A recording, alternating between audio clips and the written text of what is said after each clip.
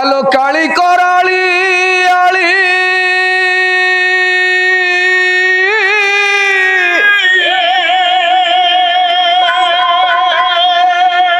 चंडिका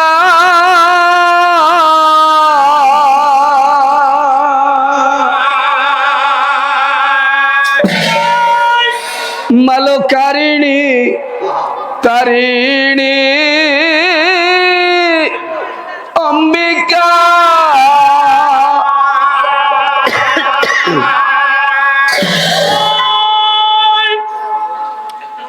परमार्चनीय परम बंदनीय ममाराध्या समस्त साहित्यानुरागी पाला प्रेमी संस्कृति रस पिपासु श्रोतृवर्गे स्नेही कल्याणमयी पुराण तोषिनी उत्कलिया माँ माने भौणी माने श्रद्धेय श्रद्धेया कुना कुनी पुओ झियो सर्वप्रथमे क्षुद्र कलाकार रूप आपण मानक सम्मुखरे सत्य नारायणकर पवित्र दरबार उपरे दंडायमान हेबा मात्रे क्षुद्र कलाकार प्रथम धर्म सभार चतुर्पार्श्वरे उपवेशन करिथिबा समस्त ज्ञानी गुणी गुरुजन मानकर पदार बिंदरे अनंत कोटि दंड प्रणाम। समस्त कला प्रेमी भाई भौणी मानकु हार्दिक अभिनंदन ज्ञापन करी आरंभ करने को जाऊँ प्रारंभिक कार्यक्रम प्रारंभिक संगीत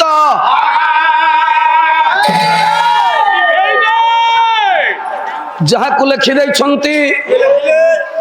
खोर्धा जिला गोलबाई शासन बांका दास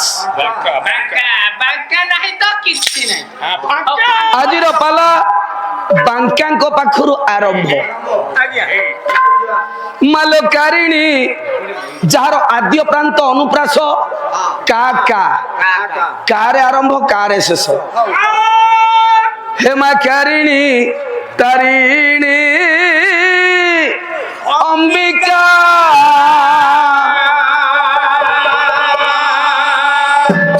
काली कराली आली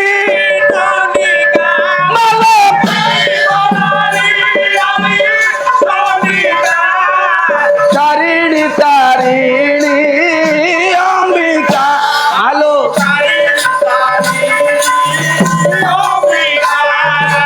कातरे मातर थरे देउछि डका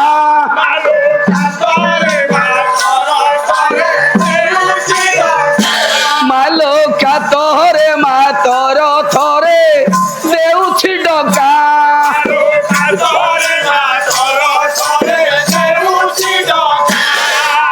काचो काचो माछो देवी पछरे करली शंका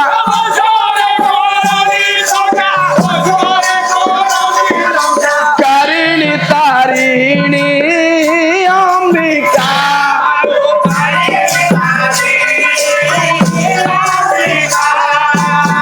कांदुछि बंदुछि निंदुछि कर्म एका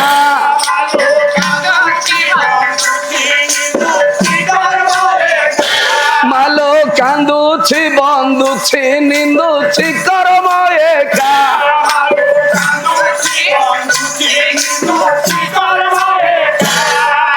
काटिबार त्रुटि रखु देखु देखु मुता टोका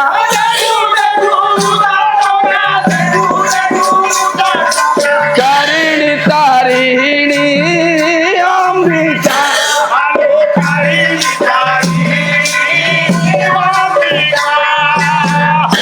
काळक बाळक दिनु देउछि डका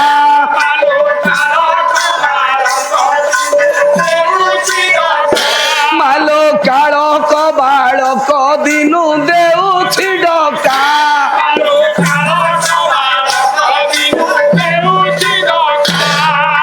काळ ब्याळ कुळ नासी उड़ाऊ जस पताका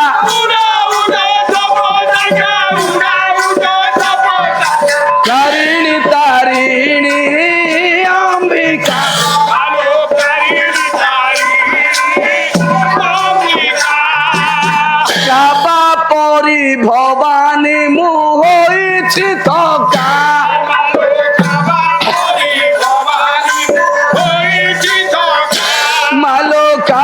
পরি ভবানী মু হইছি থকা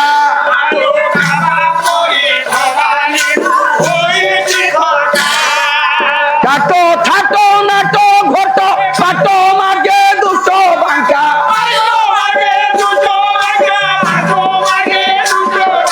কারিণী তারিণী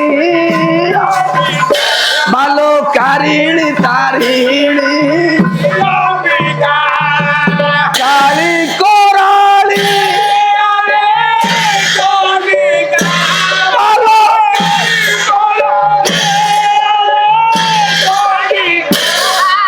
কালী তারিণী ভালো কারিণী তারিণী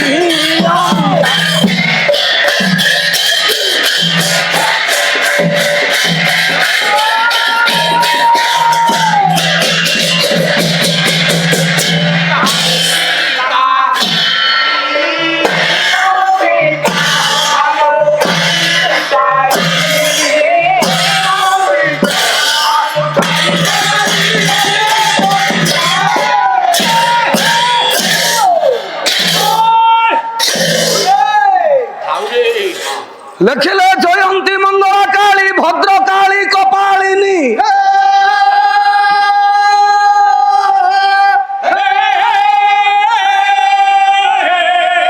দুর্গা ক্ষমা শিবা ধাত্রী স্বাহা স্বধা নমস্তুতে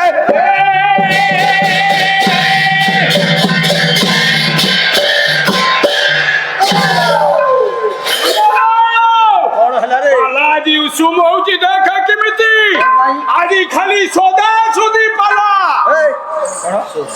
कौन अरे कोइले पास सोदा सुदी सुधा सुधी नमस्तुते चुप आहू स्वाहा स्वधा नमस्तुते स्वाहा स्वधा नमस्तुते दक्ष बाबू आज्ञा सर प्रफुल्ल बाबू चंद्रमणि बाबू आज्ञा अतुल बाबू बाबुला बाबू बेजिन सर काल विलंब न करी निज निजर स्थान निरूपण करी शांति श्रृंखला को बजाय रखी उपवेशन करवा हुंतु वाह वाह वाह अपन माने बासी पार बसी पड़ परमार्चनीय विदग्ध कला प्रेमी श्रोतृवर्गे सुनेहि कल्याणमयी पुराण तो श्री उत्कलिया माँ माने भौणी माने तबे प्रथम पर्यायर पाला परिसमाप्ति द्वितीय पर्याय अयम आरंभ नहीं विषय होथला चिंता श्रीवत्स बा शनि लक्ष्मी कली नहीं सेदिन राजा निकटरे पहुंची शनि आउ लक्ष्मी दी जना पहुंची जाइछंती कहले हे राजा आम भितरे बड़ किए बाछि दियो एठी मन मध्य राजा गोटाए कथा चिंता कले कौन चिंता कले कहले यांको भितरे बड़ किए तो मु बाछि परिबिनी ये संसार रे ओ दीक्षित बाबू ये संसार रे निजुको कहीं एते बड़ बोली चिंता करुछ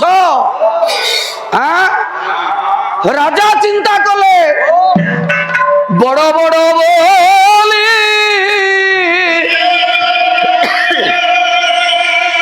नागरा पिटिले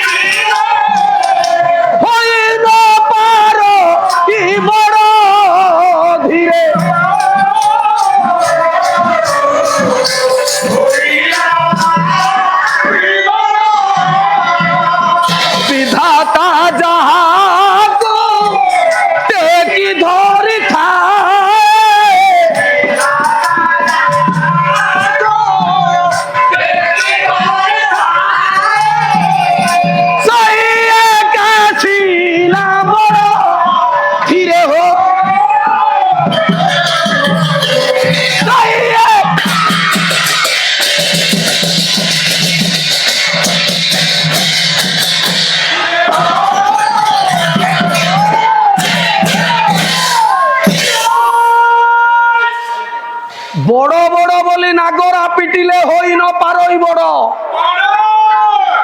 অজয় অজয় রে নিজକୁ কেবে বড় বলে চিন্তা কর না। আরে ମୋ ସାନ ଭାଇଟା ଟିକେ ଦୁଷ୍ଟତାର ঊର୍ଧ୍ୱକୁ ପଳେଇ ଯାଇଛି, ତାକୁ ବାଟକୁ ଆଣିବାକୁ ପଡିବ। ର ସାନ ଭାଇ ଏଠି ବଡ ଭାଇ କି ବାଟକୁ ଆଣୁଛି ନା ବଡ ଭାଇ ସାନ ଭାଇ କି ବାଟକୁ ଆଣୁଛି? ର ର ର ର କାଲି କଣ କହୁଥିଲ? ମତେ ବେଗରେ ପୁରେଇକି ନେଇକି ପଳେଇବ ନାଇଁ, ମୋ ହାତରେ ଇଟା ବାନ୍ଧି ଦବ। ହଁ 4 ଘଣ୍ଟା 20 ଘଣ୍ଟା ବଡ ଭାଇ ଆଉ ନମସ୍କାର କରିବି, 20 ଘଣ୍ଟା ବଡ ଭାଇ କହିକିରି ପାଦ ତଳେ ନମସ୍କାର କରିବି, ଆଉ 4 ଘଣ୍ଟା ଏଠି ଟିଉସନ କରିବି। କି ହୋ ତମେ କଣ ମୋ ମାଷ୍ଟର? ହଁ ତମେ କଣ ମୋ ମାଷ୍ଟର? କଣ କହୁଥିଲ ମତେ ଟିଉସନ କରିବ? ଆଜ୍ଞା ଥରେ ଗୋଟେ ଭଁର ପୋକ ଆକାଶରେ ଉଡି ଉଡି ଚାଲିଥିଲା। ଭଁର ପୋକଟା ଆକାଶରେ ଉଡି ଉଡି ଯାଉଥିଲା ବେଳେ ହଠାତ୍ ଇଏ ଆକାଶରେ ଉଡୁ ଉଡୁ ତଳକୁ ଦେଖିଲା।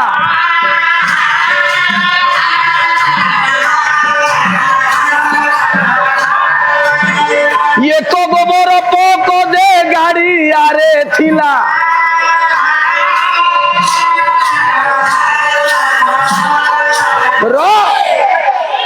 ଥରେ ଭଁର ପୋକଟା ଆକାଶରେ ଉଡି ଉଡି ଯାଉଛି, ଗଲାବେଳେ ହଠାତ୍ ତଳକୁ ଚାହିଁଦେଲା, ଦେଖିଲା ଗୋଟେ ଖତ ଗଦାରେ ଗୋବର ଗାଡିଆରେ ଗୋଟେ ଗୋବର ପୋକକୁ। ଯେତେବେଳେ ଗୋବର ପୋକକୁ ଦେଖିଦେଇଛି କହିଲା ଆରେ ଆରେ ମୋ ରୂପଟା ଯେମିତି ଏ ତା ରୂପଟା ତ ସେମିତି, ହେଲେ ସେ କଣ ଖତ ଗଦାରେ ଅଛି? ତେଣୁ ଗଲା ତା ପାଖକୁ, ଡାକିଲା, କହିଲା କିଏ ତୁ? କହିଲା ମୁଁ ଗୋବର ପୋକ। କହିଲା ଦେଖେ ତୁ ଏଠି ପଚା ସଢା ଗୁଡାକ ଖାଇଛୁ, ପଚା ସଢା କାହିଁକି ଖାଉଛୁ? ଗୋଟେ କାମ କର ମୋ ସାଙ୍ଗରେ ଆ, ଇଏ ମୋ ସାଙ୍ଗରେ ଆସିଲେ ଯେ ଫୁଲ ରସ ଦେବି।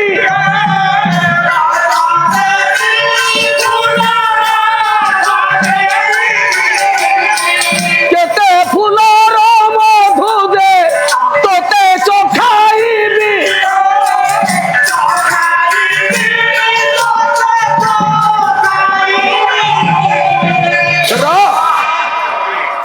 ଗୋବର ପୋକକୁ ଭଁରଟା ଡାକିଲା, କହିଲା ଦେଖେ ଆମେ 2 ଜଣ ଯାକ ଦେଖିବାକୁ ସମାନ, 2 ଭାଇ ପରିକା, ତୁ ଏ ଗୋବର ରସ କାହିଁକି ଖାଉଛୁ? ମୁଁ ତତେ ଫୁଲରୁ ରସ ସଂଗ୍ରହ କରିକି ଦେବି, ଖାଇବୁ। କେତେ ଫୁଲ, କେତେ ଫୁଲର ରସ ମୁଁ ତତେ ଚଖେଇବି। ଏମିତି ଚିନ୍ତା କରି ଗୋବର ପୋକକୁ ଭଁରଟା ଆଜ୍ଞା ସାଙ୍ଗରେ ଧଇଲା, ସାଙ୍ଗରେ ଧଇଲା, ସାଙ୍ଗରେ ଧରିକି ଆକାଶରେ ଉଡ଼ିଲା। ଆକାଶରେ ଉଡ଼ିଲା, ଏ ଫୁଲରୁ ସେ ଫୁଲ, ସେ ଫୁଲରୁ ସେ ଫୁଲ ବୁଲେଇଲା। କହିଲା ଭାଇ ମୋ ଘରେ ଚାଲେ ରହିବା। ଭଁର ତା ଘରେ ନେଇ କିଛି ଦିନ ରଖେଇଲା, ଫୁଲରୁ ମହୁ ସଂଗ୍ରହ କରେ, ଇଏ ଗୋବର ପୋକକୁ ଖାଇବାକୁ ଦିଏ।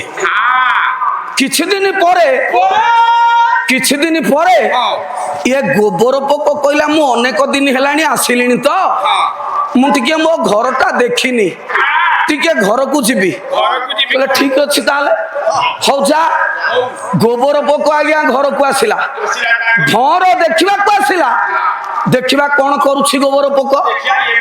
ହେଲେ ଦେଖିଲା ବେଳକୁ ଯୋଉ ପଚା ସଢା ରସ ଗୋବର ରସ ଖାଉଥିଲା ସେଇଆକୁ ପୁଣି ଖାଉଛି ରେ।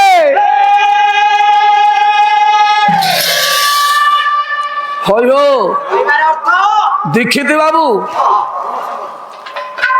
ତମ ସାଙ୍ଗରେ ମୁଁ ସାଙ୍ଗ ହେଇଛି ନାଇଁ, ମୋ ସାଙ୍ଗରେ ତମେ ସାଙ୍ଗ ହଉଥିଲ କେତେ କେତେ ମଞ୍ଚ ତମକୁ ମୁଁ ବୁଲେଇଛି କେତେ ମଞ୍ଚ ତମକୁ ବୁଲେଇଛି ତମେ ଆସିକି ବସା ଘରେ ପହଞ୍ଚିବ ଭାଇନା ମତେ ଯେମିତି ବଞ୍ଚେଇବ ନାଇଁ ମତେ ଯେମିତି ବଞ୍ଚେଇବ ସେମିତି ପାଲା କରିବ ଫୋନରେ ବି କହିଲ କହିନଥାନ୍ତି ଆଜ୍ଞା କାଲି ସେ ଔଦ୍ଧତ୍ୟର ସୀମା ପାର ହେଇଯାଇଛନ୍ତି ଔଦ୍ଧତ୍ୟର ଶାଳୀନତା ଠାରୁ ଅନେକ ঊର୍ଧ୍ୱକୁ ଚାଲି ଯାଇଛନ୍ତି କ୍ରୋଧରେ ମୁଁ କିଛି କହିନଥିଲି ମୁଁ କୁହେନି କିଛି କହିଛି ଆଜ୍ଞା 2 ଦିନ ପାଲା ହେଇଗଲା ତାଙ୍କ ବିରୁଦ୍ଧରେ ମୁଁ କିଛି କହିଥିଲି କିନ୍ତୁ କାଲି ମତେ ଯାହା ପାଇଲେ ତାହା କହିଗଲେ ରାତି ସାରା କହି ଚାଲିଲେ ନାଇଁ କିଛି ତମକୁ ମୁଁ କହିନଥିଲି କହିବି ନାହିଁ ବୋଲି ଚିନ୍ତା କରିଥିଲି ବାଧ୍ୟ ହୋଇକି ପଦେ କହୁଛି ଯେ ତମେ ଫୋନରେ କହିଲ ଭାଇନା ମୁଁ ଜାଣିଥିଲା ଭଳିଆ ବିଷୟ ଗାଇବ ଯୋଉ ବିଷୟଟା ଗାଇଲେ ମୁଁ ସେ ବିଷୟରେ ଯେମିତି ଆଗକୁ ଯାଇପାରିବି ସେମିତିଆ ବିଷୟ ଗାଇବ ସେମିତିଆ ବିଷୟ ଗାଇଲେ ମୁଁ ଆଗକୁ ଯିବି ହୟୋ ମନେ ପକେଇଲ ଡେଙ୍ଗ ବରେଇ କଥା ମନେ ଅଛି ବିଦା କରିଦଉଥିଲେ ଗୋଡ଼ ତଳେ ପଡିଲା କହିଲା ଭାଇନା ମତେ ବଞ୍ଚା 5 ରାତି ପାଲା ତତେ ସେଠି ବଞ୍ଚେଇକି ଆଣିଲି ତାପରେ ତୁ ଏଠି ଆସିକି ମୋ ଉପରେ ଚଢୁଛୁ ମୋ ମୁଣ୍ଡରେ ଚଢୁଛୁ ଭାଗବତରେ ଗୋଟାଏ ପଦ ଆଜ୍ଞା ଅଛି ହୀନ ସଙ୍ଗତେ ହୀନ ଗତି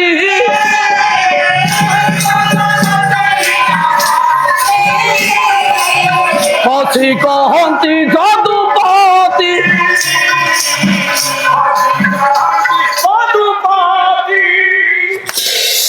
ହସି କହନ୍ତି ମଧୁପତି କହିଲା ମଧୁପତି ହୀନ ସଙ୍ଗତେ ହୀନ ଗତି ତେଣୁ ନିଚ ଗତି ହବାକୁ ପଡିଛି ମତେ ଆଜି ତମ ସାଙ୍ଗରେ ସାଙ୍ଗ ହେଇନି ଯେ ମୁଁ ଆଜି ହୀନଗତି ହେଇଯାଇଛି ହୀନ ସଙ୍ଗତେ ହୀନଗତି ହସି କହନ୍ତି ଯଦୁପତି ତେଣୁ ମୋର ଭୁଲ ହେଲା ତମ ସାଙ୍ଗରେ ପାଲା ରଖିବାର ନଥିଲା ହଁ ସାନ ଭାଇଟା ଆଉ ଏତେ ସ୍ନେହ ଶ୍ରଦ୍ଧା କରିଛି ଯେତେବେଳେ କେମିତି ଭୁଲିଯିବି ସାନ ଭାଇଟାକୁ ସାନ ଭାଇ ଭାବିକିରି ତମକୁ ମୁଁ ସ୍ନେହ କଲି ଶ୍ରଦ୍ଧା କଲି ଭଲ ପାଇବା ଦେଲି ହେଲେ ତମେ ଆସିଲ କଣ କଲ ଯୋଉ ପତରରେ ଖାଇଲ ସେଇ ପତରରେ ମଳ ତ୍ୟାଗ କଲ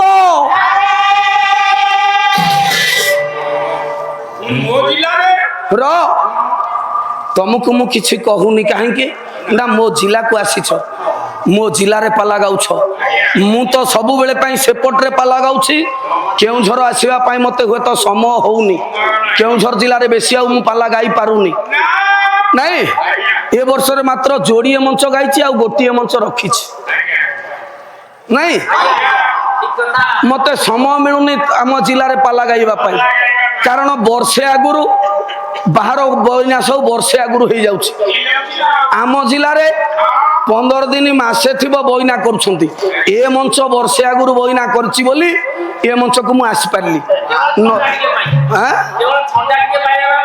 ଥଣ୍ଡା ଟିକେ ପାଇବା ପାଇଁ କେଉଁଝର ଆସୁଛୁ ଆଉ ଯୁଆଡେ ଗଲେ କେବଳ ଜଳୁଛୁ କେଉଁଝର ଜିଲ୍ଲାକୁ ଆସିଲେ ଟିକେ ଥଣ୍ଡା ଲାଗୁଛି ଆଉ ସତ କଥା କହିବାକୁ ଗଲେ ଆମ କେନ୍ଦୁଝର ଜିଲ୍ଲାର ପାଣି ପବନ ସହିତ ଆମ କେନ୍ଦୁଝର ଜିଲ୍ଲାର ଲୋକଙ୍କର ବ୍ୟବହାର ଏମିତି ଏତେ ସୁନ୍ଦର ଯାହା ହୁଏତ କୋଉଠି ମିଳିବ କି ନାହିଁ ସେ କଥା ମୁଁ କହିପାରିବିନି କିନ୍ତୁ ଆମ କେଉଁଝର ଜିଲ୍ଲାର ଲୋକଙ୍କର ବ୍ୟବହାର ଅତି ସୁନ୍ଦର ନାଇଁ ହଉ ତେବେ ଠିକ ଅଛି ଏ ତ ବାବୁ ଆମର ବାହାଦୁର ଭାଇ କ୍ୟାମେରା ଲଗେଇଛନ୍ତି ଏ କଥା ପୁଣି ଅନ୍ୟ ଆଡେ ପ୍ରସାରିତ ହବ କହିବେ ଏ ପତି ବାବୁ ଆମ ଜିଲ୍ଲାକୁ ନିନ୍ଦା କରୁଛନ୍ତି ତେଣୁ ମୁଁ ନିନ୍ଦା କାହାକୁ କରୁନି କିନ୍ତୁ ମୁଁ ଆମ କେଉଁଝର ଜିଲ୍ଲାର ବଡ଼ିମାପଣଟା କହୁଛି ସ୍ୱତନ୍ତ୍ର କାରଣ ସବୁ ଜିଲ୍ଲାର ପାଲାବାଲା ଗୋଟାଏ କଥା କହନ୍ତି କେଉଁଝର ଜିଲ୍ଲା ହଉଛି ପାଲାବାଲାଙ୍କର ଭାତ ହାଣ୍ଡି ବୋଲି କହନ୍ତି କେଉଁଝର ଜିଲ୍ଲା ନାଇଁ ହଉ ଠିକ ଅଛି ତେବେ କଥାବସ୍ତୁକୁ ଆସିବା ନାଇଁ, କଥାବସ୍ତୁକୁ ଆସିବା। ରାଜା ଆଜି ଚିନ୍ତା କରୁଛନ୍ତି, କହିଲେ ମୁଁ କାହାକୁ ବଡ କରିବି? ବିଧାତା ଯାହାକୁ ବଡ କରିଛି ସେଇ ସିନା ବଡ ହବ, ଆଉ ମୁଁ କଣ ବଡ କରି ଦେଇପାରିବି? ତେଣୁ ଗୋଟାଏ ଆସନ ରୂପାର, ଗୋଟାଏ ଆସନ ସୁନା, ତା ଉପରେ ଆସନ ଢାଙ୍କି ଦେଲେ। କହିଲେ ବସନ୍ତୁ, ଆପଣ ଯିଏ ଶ୍ରେଷ୍ଠ ଆପଣଙ୍କ ଆସନରୁ ଜଣା ପଡିଯିବ। ତ ଶନି ବସିଲେ ରୂପାର ଆସନରେ, ଲକ୍ଷ୍ମୀ ବସିଲେ ସୁନାର ଆସନରେ। କାହିଁକି? ରାଜା ଏମିତି ଚାଲାକ ଥିଲେ, ରାଜାଙ୍କର ରାଣୀ ଚିନ୍ତା ଏମିତି ଚାଲାକ ଥିଲେ, ବାମ ପଟରେ ରାଜାଙ୍କ ବାମ ପଟରେ ପକେଇଦେଲେ ରୂପା ଆସନଟା, ଡାହାଣ ପଟରେ ପକେଇଦେଲେ ଆଜ୍ଞା ସୁନା ଆସନଟାକୁ। କାହିଁକି ପକେଇଲେ? ନା ଲକ୍ଷ୍ମୀ ହଉଛନ୍ତି ମା, ଲକ୍ଷ୍ମୀ ହଉଛନ୍ତି ମା। ପୁଅର ବାମ ପଟରେ କେବେ ମା ବସିବନି, ବାମ ପଟରେ ବାମାଙ୍ଗୀ ସିନା ବସିବ। ଆଉ ତେଣୁ ମୁଁ କେମିତି ବସିବି? ତେଣୁ ଲକ୍ଷ୍ମୀ ଗଲେ ଡାହାଣ ପଟରେ ବସିଲେ, ବାମ ପଟରେ ଶନି ବସିଲେ। ନାଇଁ, ତେବେ ଆସନରୁ ପ୍ରମାଣ ହେଇଗଲା ଯେ କିଏ ବଡ କିଏ ସାନ। ନାଇଁ, ତେବେ ଏଇଠି ହୁଏତ ସେଦିନ ରାଜା କୁଆଡେ ଗାଧଉଥିଲେ, ଗୋଟେ କାଳିଆ କୁକୁର ପଳେଇଲା, ଚାରି ଗୋଡକୁ ବୁଡେଇ ଦେଲା, ଚାଟି ଚାଟିକି ପାଣି ପିଇଲା। ନା ଆଜ୍ଞା, ରାଜା ସନ୍ଧ୍ୟା ଉପାସନା କରିବା ପାଇଁ, ସନ୍ଧ୍ୟା ଉପାସନା କରିବା ପାଇଁ ଯେତେବେଳେ ପାଦ ଧୌତ କରି ଫେରି ଆସନ୍ତି, ହୁଏତ ଗୋଡଟା ଭଲ ଭାବରେ ଧୋଇ ନଥିଲେ, ଗୋଡଟାକୁ ଭଲ ଭାବରେ ଧୋଇ ନଥିଲେ, ଗୋଡ ଟିକିଏ କାଞ୍ଚିଆ ରହିଯାଇଥିଲା, ଗୋଡ ଗୋଇଠି ପାଖରେ ଟିକିଏ କାଞ୍ଚିଆ ରହିଯାଇଥିଲା, ଯାହା ପାଇଁ ଶନି ରାଜାଙ୍କ ଦେହରେ ପ୍ରବେଶ କଲା। ସେଇଠୁ ରାଜ୍ୟ ହେଲା ଛାରଖାର, ରାଜ୍ୟ ହେଲା ଛାରଖାର। ଶନି ଦୃଷ୍ଟି ସେଇଠୁ ଆରମ୍ଭ ହେଲା। ତେବେ ସେ ଯାଇଛନ୍ତି ମାଲ୍ୟାଣୀ ପାଖରେ, ରହିଯାଇଛନ୍ତି ରାଜା। ରାଜା ସଂଜ୍ଞାହୀନ, ଅର୍ଥାତ୍ ରାଜାଙ୍କର ପୂର୍ବ କଥା କିଛି ମନେ ନାହିଁ, ପୂର୍ବ କଥା କିଛି ମନେ ନାହିଁ। ଏ ପଟରେ ବଣିକ ପାଖରେ ରହିଯାଇଛନ୍ତି ଚିନ୍ତା, ବଣିକ ପାଖରେ ରହିଯାଇଛନ୍ତି ଚିନ୍ତା। ବଣିକ ପାଖରେ ଚିନ୍ତା ରହିଛନ୍ତି କେମିତିକା? ନା ବିରୂପ। ମା ଲକ୍ଷ୍ମୀ ଦୟା କରିଛନ୍ତି, ଯାହା ଫଳରେ କି ଚିନ୍ତାଙ୍କର ସେ ରୂପ ନାହିଁ। କୁଷ୍ଠ ରୋଗ କାହିଁକି ହବ? କୁଷ୍ଠ ରୋଗ କାହିଁକି ହବ କି? ସେ କଣ ଦୋଷ କରିଥିଲେ କି? ଅଭିଶାପ ପାଇଥିଲେ କି? କୁଷ୍ଠ ରୋଗ କାହିଁକି ହବ? ତମେ କୁଆଡୁ ବିଷୟ ଆଣୁଛ ହଉ? ସେ କୁଷ୍ଠ ରୋଗ ହେଇନଥିଲେ, ବିରୂପ ହେଇଯାଇଥିଲେ, ରୂପ ବଦଳି ଯାଇଥିଲା। ରୂପ ନ ବଦଳିଲେ ହୁଏତ ଇଏ ବଣିକ ଲୋଭ କରୁଛି, ଇଏ ରୂପ ଲାବଣ୍ୟକୁ ବଣିକ ଲୋଭ କରୁଛି। ସତୀ ନାରୀ, ସତୀ ନାରୀ ଡାକିଲେ, ମାଙ୍କୁ ଡାକିଲେ, କହିଲେ ହେ ମା ମତେ ଏତିକି ଦୟା କର। ମା ଲକ୍ଷ୍ମୀଙ୍କୁ ଡାକିଲେ, କହିଲେ ହେ ମା ଲକ୍ଷ୍ମୀ, ଆଜି ତମକୁ ବଡ କରି ଆମେ ଆଜି ଛୋଟ ହେଇଯାଇଛୁ, ତେଣୁ ଯଦି ବାସ୍ତବରେ ଆମ ଉପରେ ତମର କିଞ୍ଚିତ ମାତ୍ରାରେ ଦୟା ଥାଏ, ତାହେଲେ ଆମକୁ ଏତିକି ଦୟା କରନ୍ତୁ, ଯେମିତି ଯେମିତି ମୁଁ ଇଏ ବଣିକ ପାଖରୁ ମୁକ୍ତି ପାଏ। এইটি বিরূপ করে দিয়েছিলে। কুষ্ঠ হব কাহিঁকি? বিরূপ হয়ে যাইছিলে লক্ষ্মী, ইয়ে চিন্তা বিরূপ হয়ে যাওয়া পরে সেদিন এপটরে মালিয়াণী পাখে রহিছন্তি। পরিচিত হব কেমিতি? जो सुना इटा को तैयारी करथिले, जो इटा तैयारी करथिले, ए इटा गुडाक लक्ष्मी दया करिबारु इटा गुडाक सब सुना हेई गला। किंतु राजा इटा भितरे निजर ना लेखिकी जोड़ी देथिले इटा। जेतेबेले इटा भंगा गला देखिले लेखा जाइछि श्रीवत्स और चिंता। तेणु समस्ते गले से माल्याणी पाखे पहुँचले जेतेबेले राजा को देखाई देइछंती से इटाटा राजांकर मने पड़गला सबु कथा एपटरे बणिक बणिकर जो रथटा जो नाबटा ये नाबटा आसिकी कूଳରେ ଲାଗିଛି ये इटा जीव से बणिक नब नहीं जेतेबेले बणिक देखिदेला श्रीवत्स निजे निज रूप जाइछंती आउ चिंता नाब भितरे अछंती एपटरे चिंता ई समय डाकिदेले चिंता डाकिदेले कहले स्वामी जेबे मोह ठारे दया तुम्भ थीबा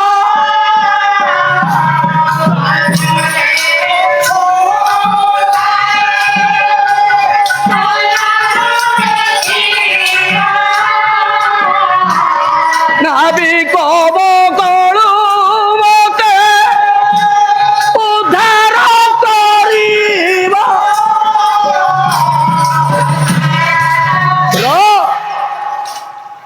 कहले भितरे अछंती सब बेले पाई स्वामी की डाकी चली हे स्वामी मते उद्धार कर बाजिगला शब्दटा श्रीवत्स राजा कान रे बाजिगला कहले भितरे किए अच्छी नाविक कहला कई ना सत कह भितरे किए अच्छा ना मुंड काट हम ये चिंता बाहरी आसी चिंतांकर रूपटा को जिते बेले देखीदेले श्रीवत्स कहले ये मो चिंतार डाक भली शुभिला किंतु ये किए ये लक्ष्मी आज्ञा दया करदेले लक्ष्मी कृपा दृष्टि हला चिंता निज रूप को फेरी आसिले चिंता को कुष्ठ हो नथला विरूप हो जाइथिले चिंता निज रूप को फेरी आसिले चिंता श्रीवत्स मिलन हो गला मिलन होबा परे निज राज्य को प्रत्यावर्तन कले हो